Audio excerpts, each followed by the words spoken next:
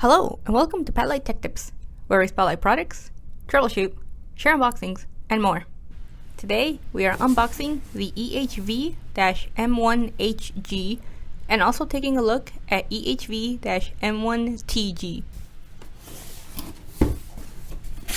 The installation and programming guides are at the top of the box. This is a 110 decibel horn that can be programmed with custom MP3 messages with an SD card. The H version has a cable that is 500 millimeters long with a wiring diagram attached to it. The longer black and white wires are for power, and the other wires are to control the sounds. The back cover needs to be removed to program the unit. The hardware is not included since this can be mounted to many surfaces.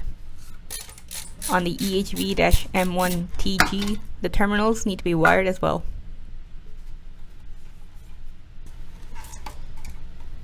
Thank you for watching, and please consider following us on our social media channels for more Pet Light Tech Tips. Have a great day.